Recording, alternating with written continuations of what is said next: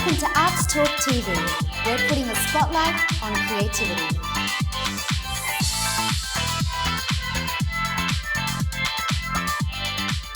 Hi, I'm Karina Lawrence and welcome to Arts Talk TV. We're here at Village Nation in Alexandria, Sydney. It's a performing arts venue that is very passionate about all forms of the performing arts. They provide multiple courses in recreational dance, elite performance classes, performing arts college, and full-time courses. They have incredible facilities and staff with well-renowned choreographers and teachers, and provide studio space for top shows and artists such as Dancing with the Stars, Dance Boss, The Voice Australia, Keisha, Katy Perry, Chris Brown, and Beyonce, just to name a few.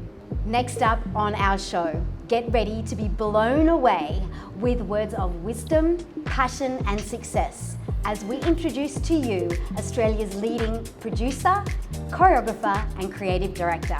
Please welcome to the show, Marko Panzic. Shake it shimmy, baby, shake it shimmy. Thank you so much for coming on the show. We feel very spoiled.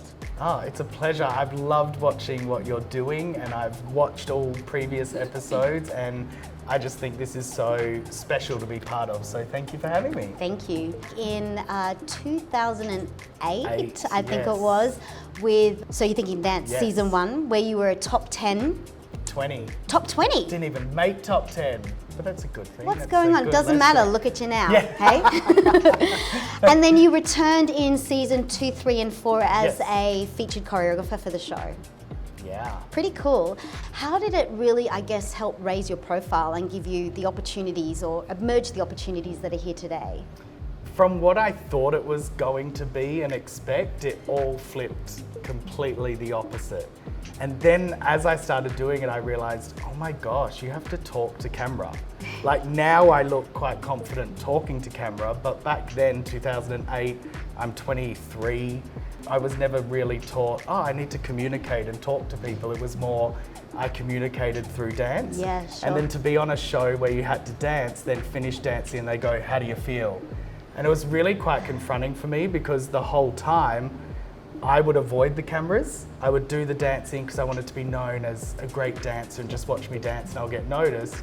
But every time I saw a camera, I'd run away. Where there was other people on the show that were so good with camera skills that half the competition, and especially in reality TV world, is camera skills. So when I started watching the show, I was like, oh my God, I'm not really on TV much. Oh, I get it, because I was running away from the camera. It was really one of those things you had to find yourself to be like, who am I when I communicate without dancing? My styles were completely not me. I got like the jive first week, then I got swap, which was swing and hip hop, and then I got crump, and I don't think I should ever crump, that should be illegal. Getting out at top 16, and this is a lesson I continuously even tell competition kids and I tell people I train, it was the best moment of my life, not reaching top 10 and not winning or not going further. I actually am so thankful for the experience that it crushed me. I woke up the next day and I was like, do you know what? I'm gonna show every single person in that room that I'm gonna be something. And this fire just triggered in my belly from that moment. And I had seen what that show had done to so many talented dancers that got crushed.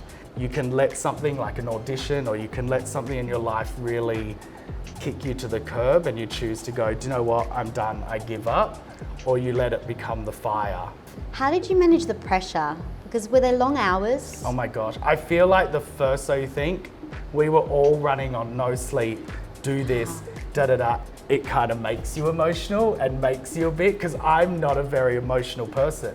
Had this big breakdown, like just crying, and it was like so interesting, the pressure of it all and the self-doubt and going through it and being on camera and then judging yourself against 100 other people when it was top 100, and then you're in the 20.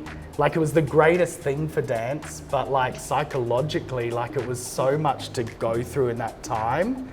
What do you feel now, obviously, you know, being more behind the scenes and progressing and being involved in showcasing a lot of up and coming talents? You watch some of the things that they do, and while you're incredibly inspired and like, wow, it's getting younger and younger and younger. How are they going to be able to walk by the time they're ready to be professional?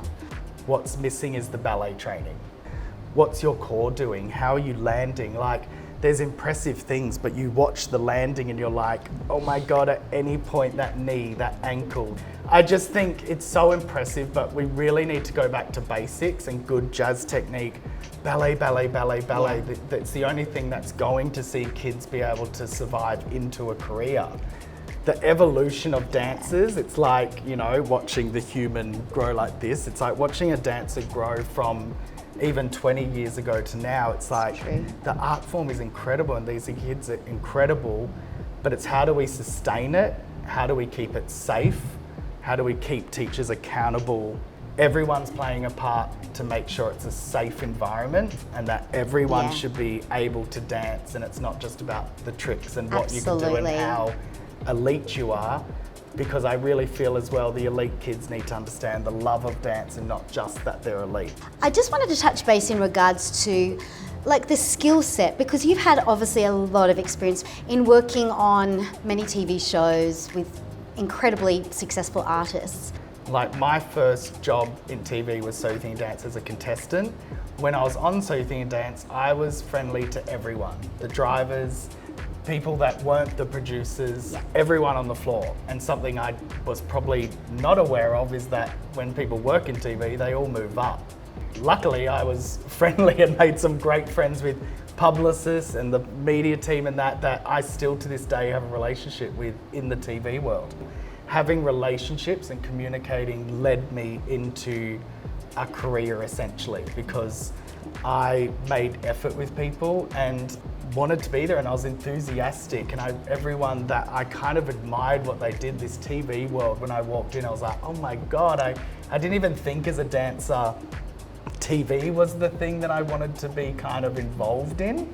It doesn't come around often, a lot of that work, especially in this country. And just with even working on some TV shows and that, I'd find myself in an office and on a computer, and I'd stop and I'm going, who is this person? Yeah. Like, I like being like in a room, interacting with people, creating and that. So I found out quickly what I loved, and then at times I was like, oh, I'm really not this office person.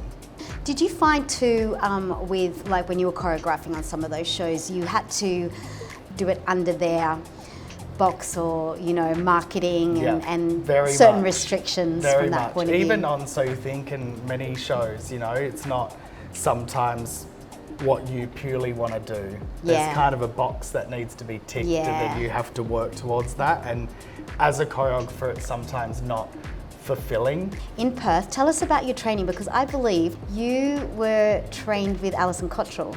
I quite early was so lucky to go to a studio that she owned. I saw the value of a teacher and someone that ran a business. I feel I owe a lot to her, and Bernie Bernard was another teacher there, and Nola. Like, there was this whole team of teachers that I was lucky enough. It was Johnny Young Talent School, so it was all jazz hands, and so I think I'm blessed that that training that Alison surrounded me by was full of finding the love of dance before anything else.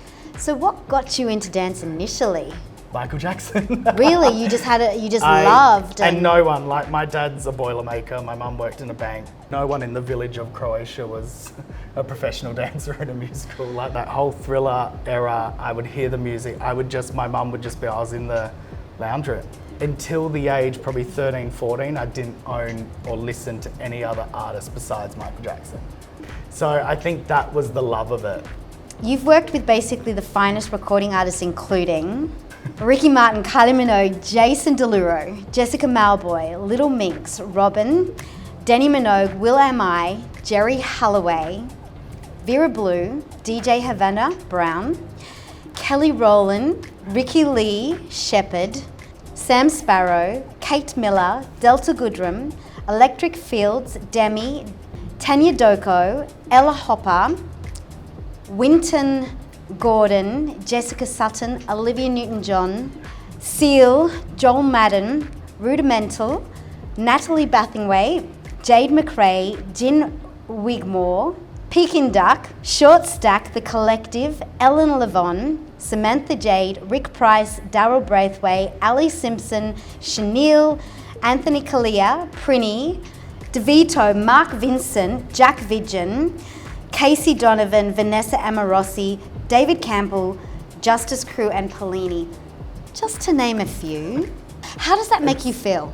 It's amazing because each comes with a story. As much as I love dancing, I have this real love of just artists and singers. Like, I appreciate singers so much. I think if someone said to me, you can sound like Mariah Carey tomorrow and give up your dancing, I would. Working with Jessica Malboy for her tour to put it all together, and she just sang one of her songs and I was just literally bawling my eyes out because I'm like, the storytelling that singers can do in a tone and the way that you can, there's nothing like music. That is the magic of what we all do. Even when it comes to dance and when it comes to singing and everything, the real essence is you can literally transport someone's feelings into a moment, into a move, into a note, into a sound, and it can change your life. Even someone like Kylie, that I've always been curious how Kylie has become Kylie, and witnessing her work ethic in a room and standing there and see her come in and take charge and be creative in that, I was literally in awe of her. It's the work ethic I witnessed behind some of these artists that I just go, wow, I'll remember that forever. The way Kylie would walk in, and a very male dominant industry, the TV world, especially Australia, and the way she commanded a room, but in the kindest way possible. And made everyone feel lovely and that she was speaking to you. So everyone was running late and everyone's like, we're gonna be 10 minutes, and I'm on stage being like, here I am standing, we can't even know. It's just like, do you know what, I love that Can't Get You Out of My Head original choreo. And she's like, me too. She starts singing it and doing the whole choreo in front of me, and I'm just like, this is a boy from Perth who literally, when that song came out, I was at a dance school in Perth choreographing to it in Malaga, do you know what I mean? Yeah. To then now standing on a stage looking at Kylie doing the choreography to me. And then I'd, leave Fox and be walking to my car, and then I would instantly go to that 12-year-old Perth boy of just like, oh my God, that was Kylie Minogue. Did that just happen? Like, it's really interesting, those moments of what you take away of interaction and how someone makes you feel. And that's why it's so important for future generations. Yeah. It's even that how you approach someone, your personality, how you make someone feel in a room. It can be one instant with someone that can make you go, gosh, that person inspired me to be a better person. You've choreographed for The Voice Australia, The Voice Kids Australia, Australia's Got Talent, Australia's Next Top Model, Eurovision, a few seasons of Eurovision, 2014, 16, 17, 18, 19 and 21. Choreographer for Eurovision Australia Decides, AACTA Awards, Maya Spring Fashion in 2017, ABC launch, X Factor, Logia winning TV shows Dance Academy for the series there, which was a wonderful accreditation for Australia, I think. Logia Awards, Napoleon Cosmetics, Rimnel, Eurovision, Australian Idol, Samsung Televisions, Disney Sunrise, Morning Show, AFL Footy, Young Talent Time, Clio Bachelor of the Year, Nickelodeon Kids Choice Awards, CoverGirl Australia, Optus launch, Volvo.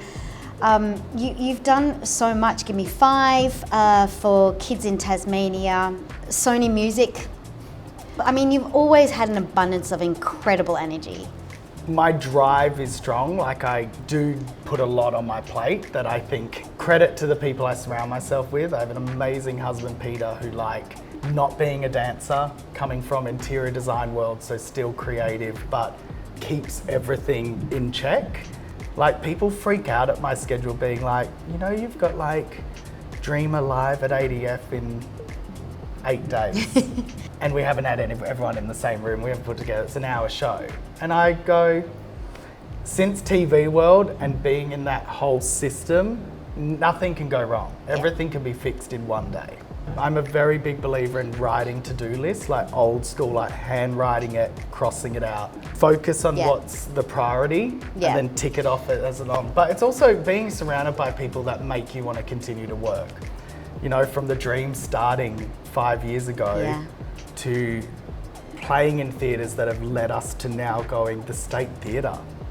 For me, I just daily go, when you're in that State Theatre and the dream is performing, I have to take that mental snapshot that goes, this just is stop. something in my life I'll always, and I try on a job when I'm amongst it all, trying to stop in a moment and go, Marko, enjoy this. Take this in. Yeah, there's not been a moment that I've gone, oh, I've done it and now I'm just gonna sit. And I've always made a pact with myself.